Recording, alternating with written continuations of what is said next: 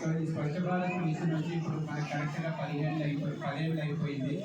So 10 ఏళ్ళు అయిన దాంట్లో భాగంగానే మనకి లాస్ట్ ఇయర్ కూడా స్వచ్ఛతా హీ సేవ అని చెప్పి చేశాం.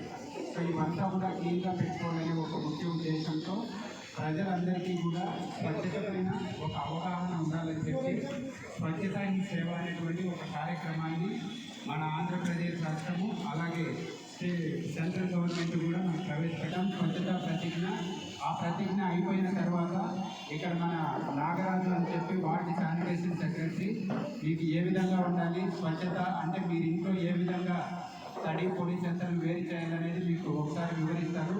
తర్వాత చైర్పర్సన్ గారు ఫైనల్గా మీతో మాట్లాడతారు. అందరితో మనం ఈ ప్రోగ్రాం ముగిద్దాము. సో మనందరూ ఇప్పుడు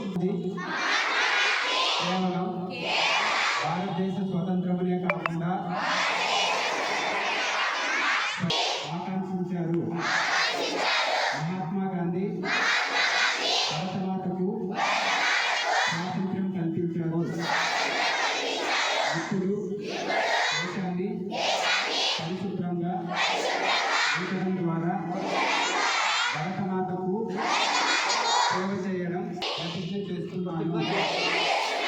నేను సంవత్సరానికి 100 గంటలు, వారానికి 2 గంటలు స్వచ్ఛందంగా పరిశుభ్రత కోసం పనిచేసి పరిశుభ్ర ఆంధ్రప్రదేశ్ మేడం గారికి, వార్డు కౌన్సిలర్ అన్నవారికి, ప్రిన్సిపల్ గారికి, టీచర్స్ అందరికీ కూడా మరొకసారి నా హృదయపూర్వక నమస్కారాలు తెలియజేస్తున్నాను. ఈరోజు మనం స్వచ్ఛ భారత్ గురించి ఇంతమంది చెప్పడం జరిగింది. ప్రతి ఒక్కరు కూడా ఈ విషయాన్ని పేరెంట్స్ తప్పకుండా ఈరోజు ఇక్కడ ఏం జరిగిందో పై అందరూ చెప్తారా? చెప్పి ఉడి చెత్త, తడి చెత్త, ప్రమాదకరమైన చెత్త ప్రతి ఒక్కరు వేరువేరుగా మన మున్సిపాలిటీకి అందిస్తారని కోరుకుంటున్నాను. ఎందుకంటే మనం పరిశుభ్రతగా పెట్టుకుంటే కదా మన ఆరోగ్యాలన్నీ బాగుండేది. అలాగే మా పల్లి నుండి కూడా వచ్చింటారు చాలా మంది పిల్లలు. మీరు కూడా మీ ఇంటి ముందు ఉన్న శుభ్రతని కూడా ప్రతి ఒక్కరికి అవగాహన కల్పించండి. మీరు అందరికీ కూడా చెప్పాలా, మీరు కూడా కుర్కుర ప్యాకెట్స్ తిని బయట పారేయడం కాకుండా మనకి డస్ట్బిన్స్ పెట్టింటారు కదా, ప్రతి ఒక్కరు డస్ట్బిన్లోనే వేయాలా. ఇంట్లో అయినా కూడా మీ పిల్లలకి కూడా చెప్పండి.